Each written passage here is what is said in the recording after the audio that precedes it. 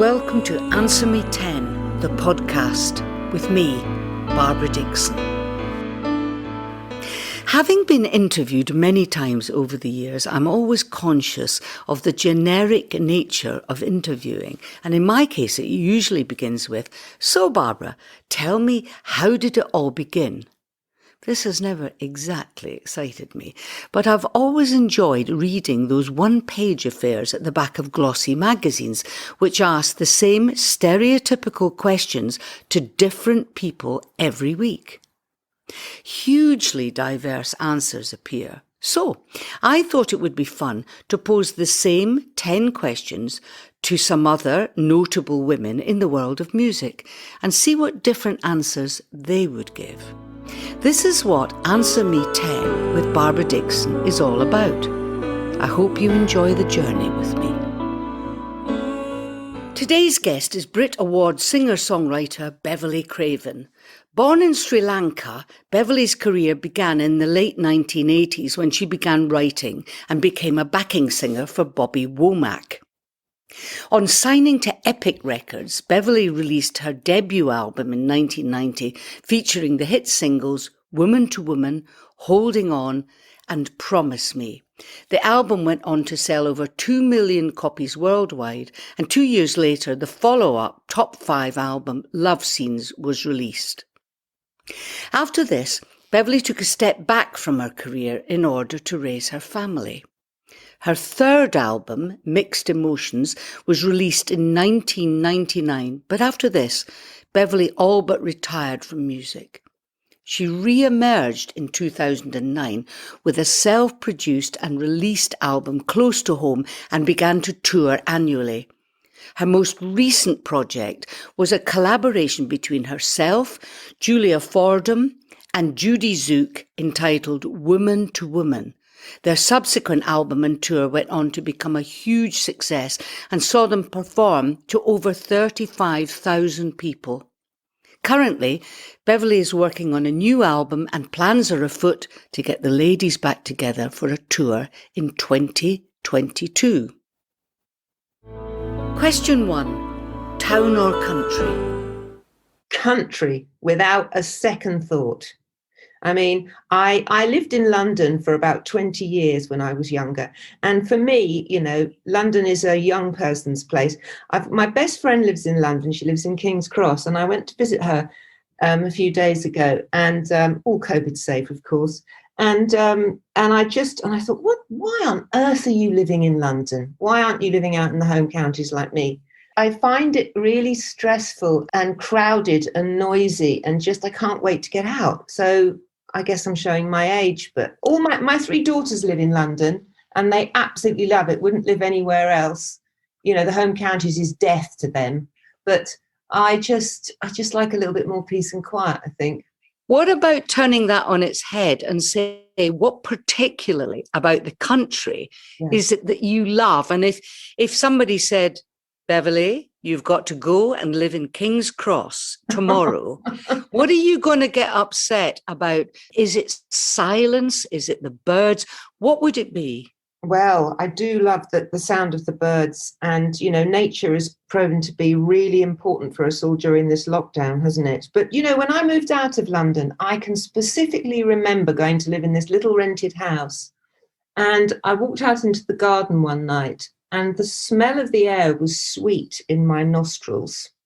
And I thought, wow, that reminds me of my childhood, because I was brought up, in the sticks next to a pig and poultry farm. So, and then I moved to London when I was 18. So smelling the fresh air was really gorgeous. And also, if you say young people, perhaps when people are young, they tend to gravitate to London. There's no reason why. Was it Dr. Johnson that said, if you're tired of London, you're tired of life? Mm.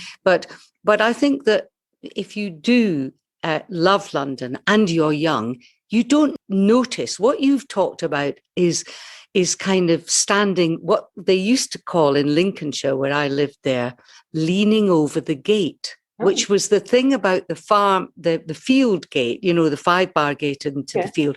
You have time to lean over the gate. Yes. And that's kind of what you mean, do you think? Yes, it's definitely a slower pace of life. Yeah, I mean, when I was young, there was nowhere else I wanted to be other than London. It is the place to be, especially if you want to get on in the music business and play with bands and go to cool little places, you know. But as you get older, I think you just want something different. And what you were saying about, you know, if you're tired of London, you're tired of life, that was a very scary thought. When we were thinking about moving out, I thought, oh, is this going to catapult me into middle age? You know, it did worry me because I thought, well, maybe this is kind of, you know, the top of the slippery slope. It is interesting, isn't it? And I do think to some extent it is good to be young in London. But do you think nowadays that with social media and with the internet and with everything being so immediate, do you think people need to be in London? Maybe they can live in the provinces and make their music and play in bands. We are both musicians, so I know that that would probably ring true with you. Can you make as good music in the country? I bet you can. Well, the thing is that you want to be where the other people are who are your age and the other musicians who are at your level and, you know, yes, at your stage. And so London is a good magnet for youngsters to congregate. I mean, we've all had to get used to doing stuff online during lockdown, you know, in this last year. And I certainly work remotely with people, you know, chucking files backwards and forwards, and then, you know, uploading them onto your studio software and then chucking them back, the files that you've worked on. And I find that really, it's not as pressured as working in a studio, that's for sure. It's just another way of working, isn't it? I quite like it because it means I can go, I'll do that a bit later, go and do some weeding or take the dog. Yeah, but also it's not very sociable, is it? And I think that if you play with other people, which you and I have always done, you although you're a soloist, you play with other people. They make you better, don't they? You love working with other people because your work benefits from that. And I've felt it really difficult to not see the people that I work with. Really? You're musicians you're talking about? Yeah, yes. Yeah. Yeah, you know, I mean, when you've got different heads working on a project, everyone brings something to it, and then that will inspire you. You know, that will spark ideas for you as well. So, but I am used to working on my own. I'm very much an introvert anyway, because I tend to sit down and write my songs solo. Question 2, meat or veg? Well, I was vegan for almost the whole of lockdown, and I'm now back to being just vegetarian. I can't eat animals because, you know, as far as I'm concerned, their level of intelligence it disturbs me. You know, I have a dog. I've always had a dog. I've had several Staffordshire Bull Terriers. Even the birds have a level of intelligence as well. I just can't. It just seems barbaric to me that people eat meat. I'm very, very much against it. Are you what I would call a sort of active vegetarian? Do you campaign? Do you point this out to people? No, it's not my place. I mean, I used to eat meat. I certainly used to eat fish and white meat. I haven't eaten red meat since I was a teenager, and then I became very strict vegetarian. I mean, in those days when I was vegetarian, there wasn't an awful lot in the supermarket to supplement your diet, you know. So I used to get very low on iron, and I don't think I really looked after myself, to be honest. But there's so much now. There's absolutely no need to eat meat these days. And I'm not going to get on my soapbox, but, you know, the one thing that everyone can do to help save the planet is, I have got on my soapbox, haven't I? You know, is how am I doing question-wise so far? Am I doing okay? You are doing really well. Well, I just, you know, I think I do feel strongly about it, but I won't lecture people about it. That's good. You know, Confucius said, the wise man says nothing. Yes. If in I doubt, like that as well. I mean, you absolutely right to have your own views and strong feelings about things, but there's Mhm. nothing really worse. I think we kind of almost grow out of that as well, don't you think? Yeah. There is a time in our lives where we say, do you know something? I wouldn't do that. I would do this. Mm. And then you get a bit older and you go, that's not my business. Well, also you soften and things are, various shades of grey, aren't they? Rather than being quite so black and white. And Quite right. when you're in your 20s, I think we were all pretty hardline then, weren't we? And life was very simple to a degree. And but as you get older, you sort of chill a bit more, I think. I think I'm much more relaxed about diet than I used to be. I was a vegetarian for a long time. Yeah. And then I gave up being a vegetarian probably about 20 years ago, not quite that. Mhm. And I really do like eating meat, but I'm very particular about where it comes from. I kind of source it and I look after it, but I don't have the same moral questions that you are quite right to ask going on in my head. And of course, I love wine. But the problem is, I find I can't really drink it anymore. And that really is horrible Well, to, what happens to you when you drink wine then? well, it gives me cramp and I get, it doesn't agree with me. And I love it so much because it's part of life. I just think Yeah. of, I'm not Mediterranean remotely, but I just think it's one of life's wonderful feelings to lift up a great big glass of wine with a meal and in company and sort of clink glasses and things. But I'm finding that the older I get, the less I can do it. And that really that's giving up things you don't want to give up. Well, I would agree with you on the wine front. Certainly red wine almost immediately gives me a headache, but I do love the romance of it. I'll tell you what, my preference is actually a nice stiff gin and tonic. Yes, and cleaner too, but it still gives me cramps and Really? bad things. I think, yes, I think I'm developing some sort of weird allergy, but that is good. And I know exactly how you feel about these things now. Question 3, TV, film or books? I'm not a reader, Barbara. I'm ashamed to admit it. I've never been a reader. Much to my father's disappointment. I know reading makes you intelligent and worldly wise and all this. I know I'm missing out, but I'm just one of those people who would rather do something physical and practical than sit down and read a book. It's just not on my list of things to do at all. But So let's turn that on its head and say, in a positive sense, we're looking at TV and film being your preference then. And what do you like? What do you like to watch? And do you have any type of program that you really do enjoy? Do you know what I've discovered in lockdown is that watching things on Netflix and BBC iPlayer and stuff, series that's got loads of episodes, and I binge watch. And I absolutely love it. I seem to have this sort of addictive personality where I go, I'm going to watch another episode. Oh, I'll just hit play and watch another episode. And especially if it's exciting, don't you think? And you just can't stop. Yes, I was hooked on Bates Motel. I think I did Bates Motel in about a week and a half, which is crazy, isn't it?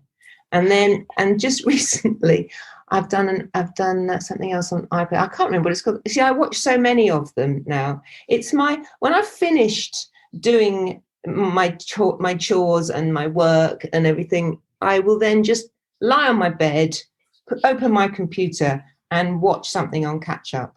That's so interesting because I think that's very common with, I would say, with women, that they kind of give themselves the permission to switch off and do these kind of things. And it is very relaxing. It's good for you, yes. I think, to do that. You've done what you had to do, and therefore you're you're relaxing, giving yourself that time to, and it is educational, and you don't have to justify it. It's entertaining and educational, and you learn things all the time from watching television and film. Do you like film, or just television just now is where it's at? Well, either, I watch films as well. I mean, a lot,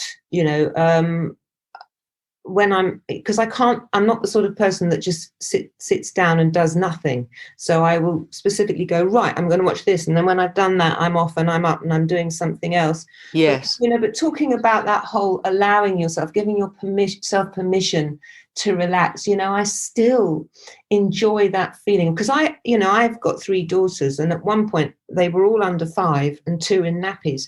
And that was hard, so I still enjoy that thing of having the luxury of being able to do absolutely nothing. Question 4, night owl or early riser? Oh, that's easy. These questions are easy, Barbara. Give me some hard ones. Okay, so I am a night owl, without question. I always have been. And I like to, my little routine is that I sort of wake up 7:30, 8 o'clock. And the road outside is already busy with commuters. And I feel a bit naughty that I'm still in bed. Then I'll go downstairs, get tea and toast, green tea and toast, and then come back to bed, watch BBC Breakfast for a bit, maybe work on some music. And then eventually I will drag myself out of bed, take the dog for a walk. So, yeah, but I stay up often, well past midnight. So it's naughty, I know. They say it's the hours before midnight that are best for you to be seen. When do you work? Do you find it creative to be up late? Yeah, definitely. All hours of the day I work. I like to hop around and do different things. I don't like to do any one thing for too long. That's interesting, isn't it? I think that's something you learn as well, that not to stay doing the same thing for hours and hours and hours, because you just kind of don't get anywhere. I think it's better to go away, walk away, get on with something else, come back to it. Do you? Yes, I do. Well, but, then that makes sense of kind of working from home rather than booking studio time and being there for 12 hours. And then you probably... I remember when I first started, when I was first in the charts in the 70s, booking rehearsal rooms for live work that I was doing with the band at 10 o'clock in the morning. And of course, everybody arrived and they were absolutely knackered. Yeah. Really tired and not at all full of beans. And I would be so worried that we wouldn't be able to learn everything in time. I would be driving myself and them. And latterly, when I rehearse with people, I never do that. We start about 11, we knock off at 4. I never make people work any longer than that when you're rehearsing, because it's so intensive.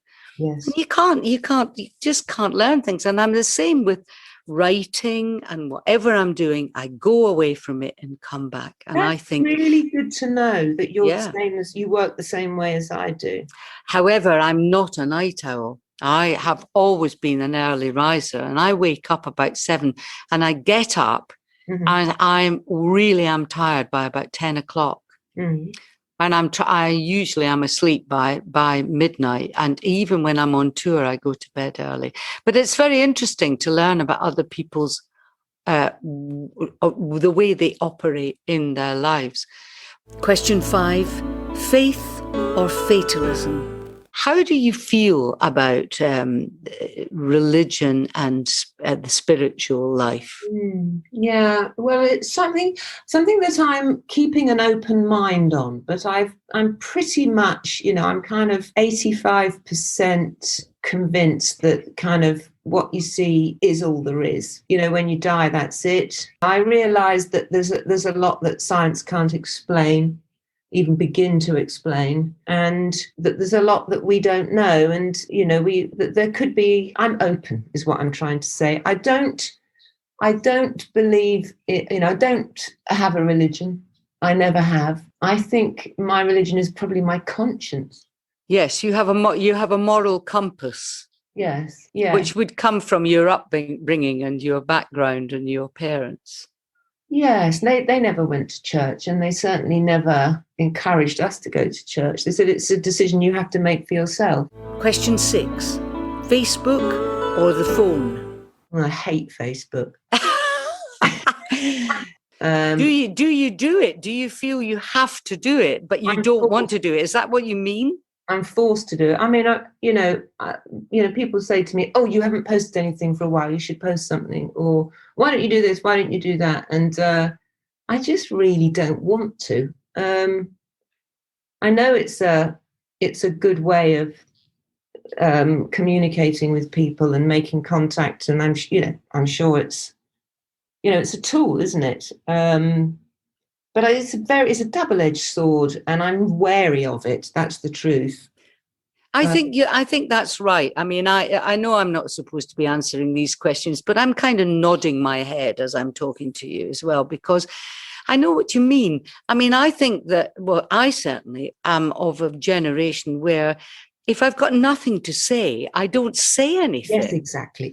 And I only want to say things to people in my career who are interested in me when I've got something to tell them and I'm enthusing about something. And I think a lot of artists are the same.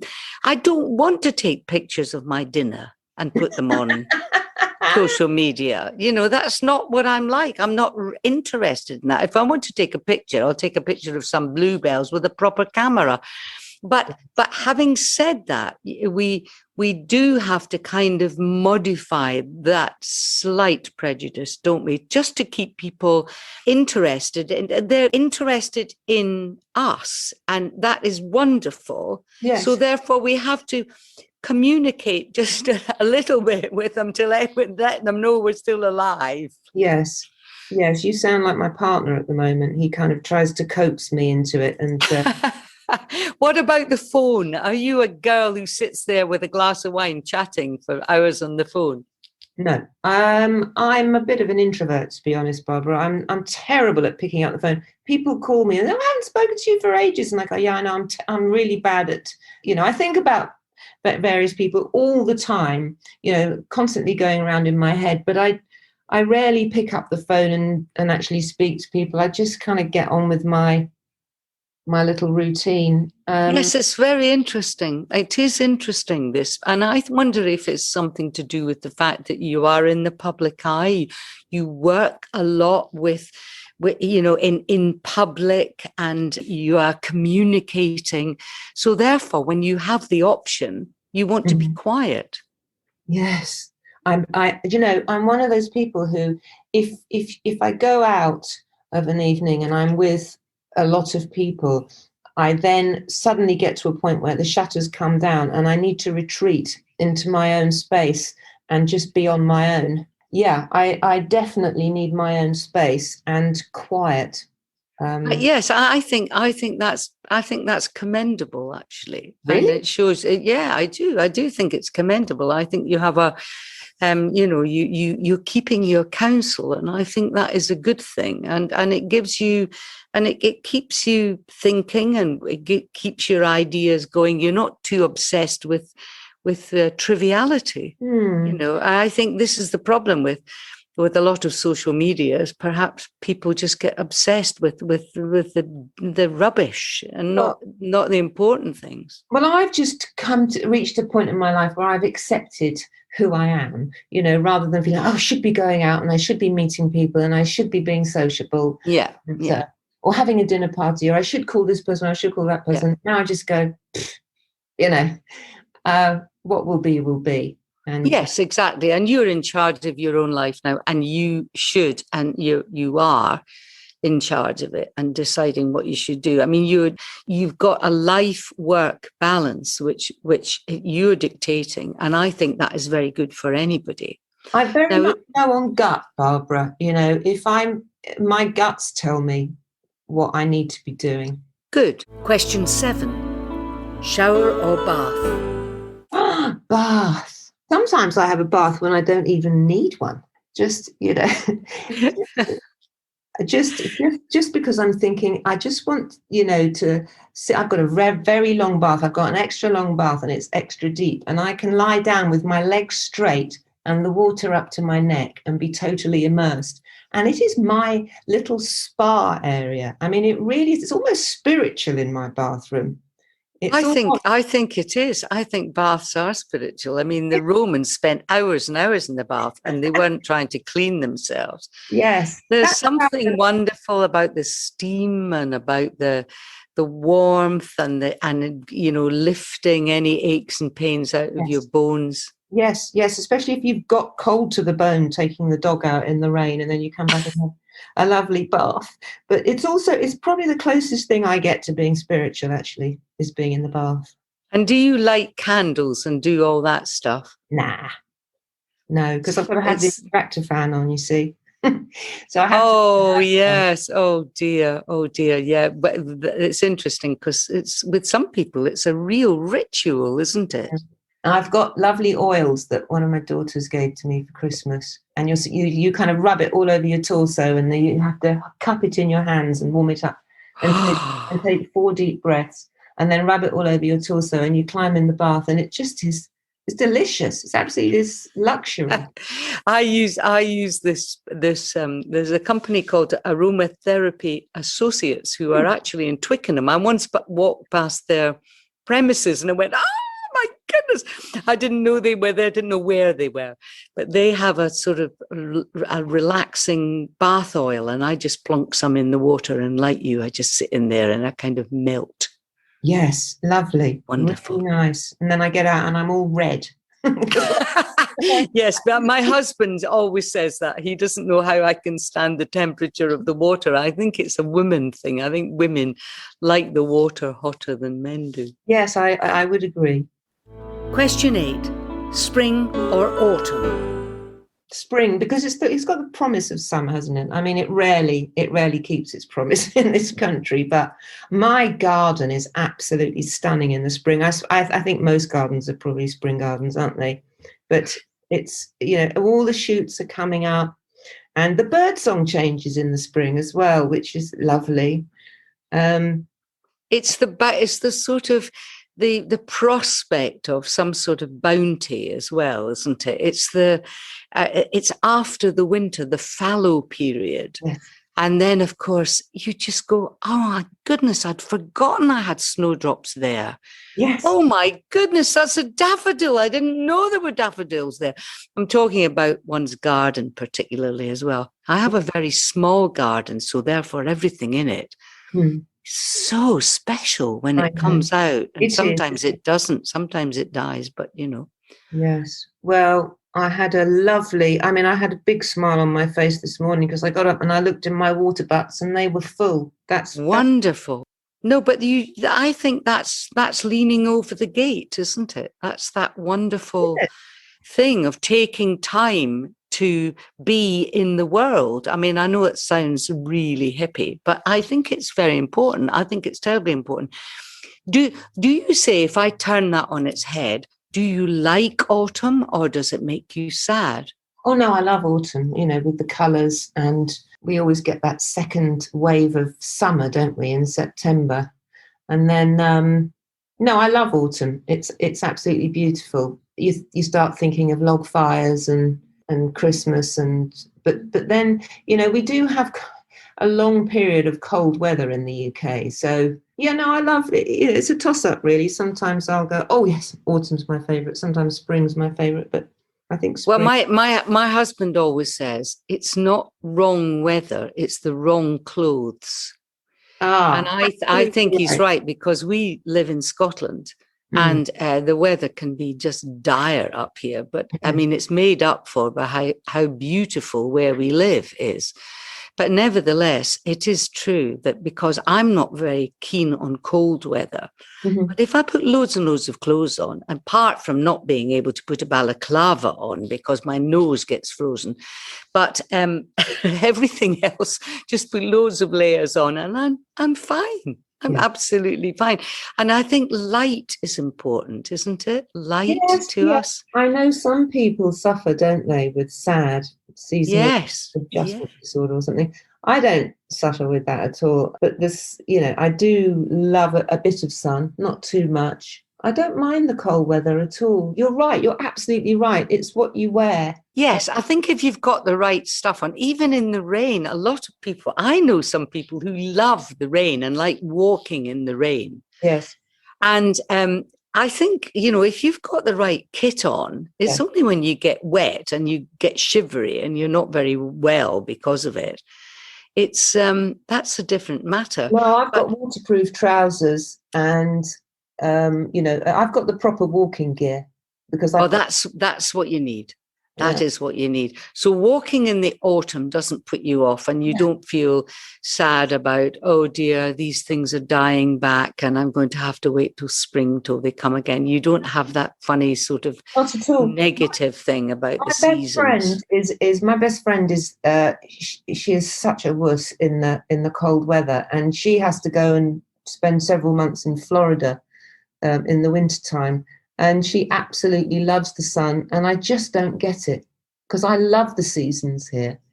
It's interesting. I once met a woman who went to live in the West Indies, and she said she loved being in the West Indies, but she couldn't bear the fact that the seasons hardly changed. They did change, but it was imperceptible to somebody from Britain.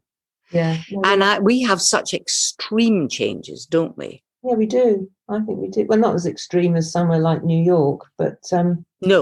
No, my brother lives in Canada, so I know what you mean. It's all just a bit. What we have a Scots word, dreich, and it means dismal. So we can have dismal weather. Question 9: dine out or take out? Well, I would prefer to dine out because I like the service in a restaurant. Takeout is more for convenience. Dining out is more for special occasions. So it's just more special. And do you associate it with sort of getting dressed up and sort of putting something special on? And would that be? Yes, I would. Yeah, no, it's quite nice to. God, I haven't worn makeup for days, and I'm in my tracky bottoms all the time. So. Yeah, it's kind of weird, isn't it? But I do remember the days when we used to go out into a restaurant. So I'm very much looking forward to doing that again, actually.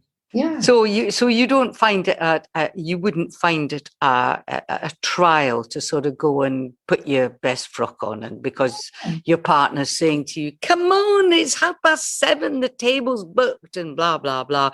You wouldn't be sitting on the sofa saying, "I can't be bothered. I want to stay in and have scrambled egg on toast." You're up for it, going out. Definitely. I know a couple of fantastic restaurants locally. They, it's the chefs absolutely feel passionate about what they do. The food is always fresh and in season, and it's always very tasty. And it's stuff that I would never think about cooking or be able to cook at home. And so, that's interesting. Yes, so you're interested in the food, not just the occasion. Yes, absolutely right. And you're a vegetarian, so you would be looking for inventive vegetarian food. And they're so good that it's never a problem. I'll say, "Oh, I'm vegan" or "I'm veggie," and they'll come up with something that isn't even on the menu. Oh, that's great. Yeah, these little, privately run restaurants. I'm not talking about the chains. I'm talking about, the cool little restaurants. It's nice to have that local to where you live, isn't it? So you don't have to travel very far, but you've got somewhere reliable, some people who are going to serve you nicely and all of that. And it's all tied up with the locality that you live in. Yes. Gosh, that's really, you've planted a seed now, Barbara. I'm going to have to book a table as soon as we're allowed to do that, because it's still eating outside, isn't it, at the moment? I think it is, yes. In Scotland, we have different rules, but the good thing is to go inside once you can, but to help them and to keep them afloat, because everybody is struggling, certainly in any sort of hospitality, struggling to keep going.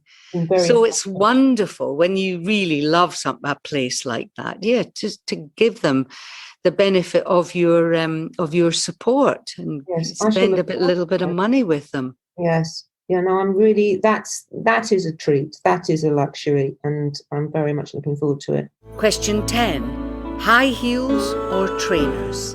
Oh dear. See, now this is the most tricky question you've asked me.